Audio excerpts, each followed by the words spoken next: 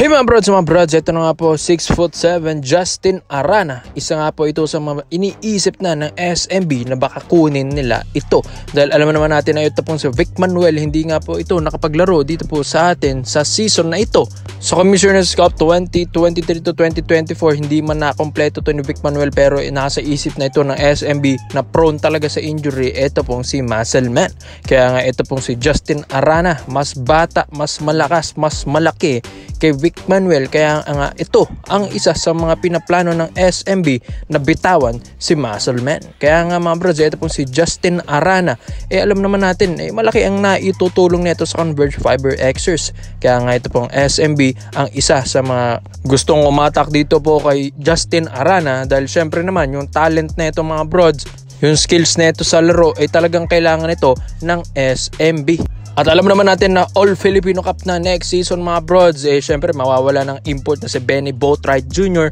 And syempre puro asa na lang sila kay Abay Junmar Fajardo, at knowing na ito pong si Abay medyo may iniinda pa ito, di ba nga hindi nga ito nakasama sa Gilas Pool Practice dahil syempre may iniinda si Junmar ayon din sa kanyang doktor.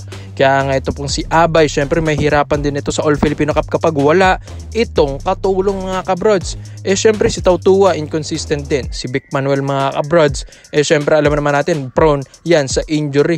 May mga good game din yan, may mga bad game din yan si Vic Manuel, pero ang majority palagi siyang nai-injured. So why not i-trade ito sa Converge Fiber Xers and dagdagan nila ng pick or rookie pick mga kabrods para nga mapapayag ito pong Converge. Hindi rin naman tapo na ito pong si Vic Manuel dahil malakas din naman ito pong player na ito ala Justin Arana rin naman ang galawan na ito. May body contact like Justin Arana.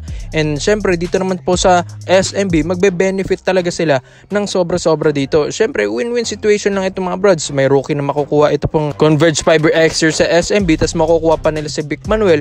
Tapos ito pong SMB, makukuha naman nila ito pong si Justin Arana. So win-win situation talaga ito mga kabrods. Ang maganda lang sa SMB, nakuha na nila ito pong si Justin Arana. At yun nga mga brods, syempre saktong-sakto pa na All Filipino Cup next season. Ngayon February na yan mga brods, at kaya kaabang-abang ito pong SMB dahil kung di naman ako nagkakamali, sila ang defending champions ngayong All Filipino Cup mga brods. Kaya sila ang magdidepensa ng kanilang titulo, kaya syempre hindi pa sila tapos. Alam naman natin na kakapanalo lang nila kontra Magnolia Chicken Templados Hot Shots mga bros ngayong Commissioner's Cup 2024.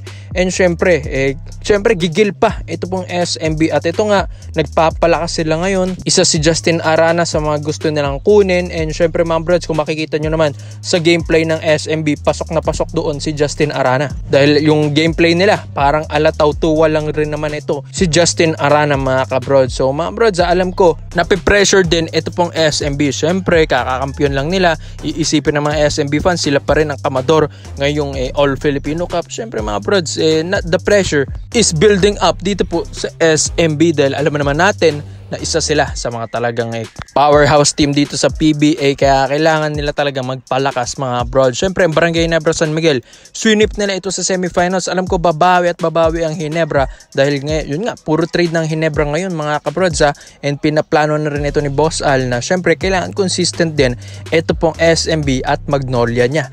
Ito pong Magnolia, bibigyan ito ni Boss Al ng big man. Ginebra rin naghahanap rin ng big man. Ito pong SMB, ititrade naman nila yung mga prone sa injury like Vic Manuel. Pero ikaw mga brods, sa tingin nyo ba malaki bang kawalan ito po si Vic Manuel at ang kapalit niya ito po si Justin Arana? Kaya komento mo lang ang opinion mo dito mga brods at isay natin yan. Dito naman po tayo sa kabilang balita naman natin mga kabrods. Ito nga pong si Greg Slaughter, ang isa nga sa mga pinaplano rin ng Barangay Ginebra San Miguel mga brods. Diba nabanggit ko kanina na gusto ng Ginebra ng big man din dahil alam nila na talagang undersized sila pagdating nga kontra SMB, kaya nga sila na-sweep mga kabrods. Diba nga paano nila madedepensahan si Junmar, tapos ang lakas din ni Tautua. Tapos pag may import yung SMB mga brods, na hirap pa sila. Tapos si Japet din, nauusog lang din ito kahit alam mo natin na magaling bomblangka si Japet. Pero pag binabody mo na ito, may hirapan na. Pati na rin si System. Kailangan talaga ng Barangay Ginebra San Miguel mga brods ng isa sa mga malalaki talaga na player doon. Kaya nga ito pong si Greg Slaughter, balak nga nila itong ibalik dito sa PBA. Alam naman natin may kaalitan ito pong si Greg dito sa SMC Group. group, ito pong si Boss Al. Kasi nga 'di ba, ito pong si Greg Slaughter nung panahon na yon nagde-demand ng sahod, gusto niya mataas.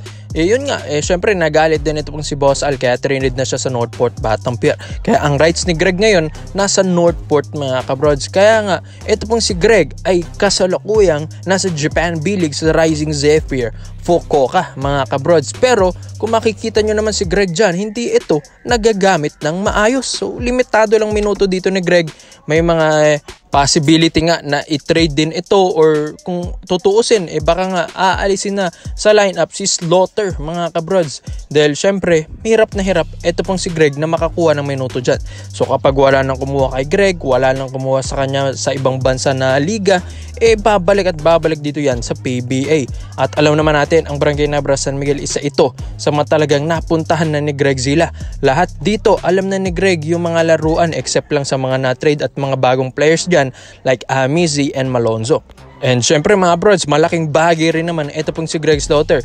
Yes, alam naman natin medyo malamya-lamya si Greg. Alam natin yan yung mga napasok sa mga utak ng mga fans ng Ginebra at ng PBA na ito pong si Greg Slaughter medyo malambot-lambot pa.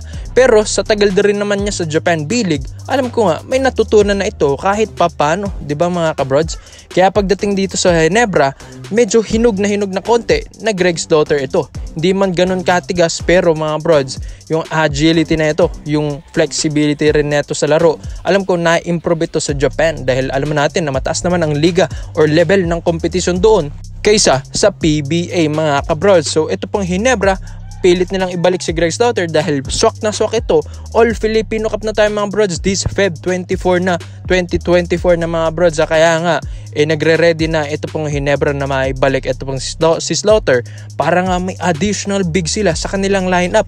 Biruin mo yan, syempre alam ko nga si Junmar Fajardo lahat kinakain niya dito sa PBA, pero kung makikita nyo mga clips dati nung nandito pa si Slaughter sa PBA, hirap din ito pong si Junmar na postehan si Greg, dahil syempre 7-footer ba naman ang iyong popostehan, tapos 6'11" ka, kaya magmamatch talaga yung bigat and yung depensa ni Slaughter kay Junmar Fajardo. Kaya iba pa rin ang presensya mga bros ng isang 7-footer. Kaya mapadepensa, mapaopensa, malaking bagay si Greg. Alam ko nga, napamahal na rin dati si Greg Slaughter dito po kaya na Coach Tim Cone sa mga ibang players neto. Kaya hindi na mahirapan si Greg na kumuha pa ng chemistry dito sa Barangay Nebra San Miguel. Ang kailangan lang talaga na maibalik siya dito sa lineup, yun nga, makuha yung rights ng Northport Battlefield at ma-trade si Slaughter, or kapag UFA siya, pwede na siyang kunin or bigyan ng kontrata agad ng Barangay Nebra San Miguel. Kaya ikaw mga brods, sa tingin nyo ba dito pong parating na All Filipino Cup, dito na ba magba-bounce back ang Ginebra? At sa tingin nyo ba kailangan ba ng Barangay Nebra San Miguel ng isang big man na 7-footer like Greg Slaughter, na dati na nilang player na ito pong si Greg Zila is back na ba? Kaya komento mo lang po nyo dito mga brods at isa natin yan. Salamat po sa panonood mga brods. This is Overrated Highlights nyo lang. I'm out.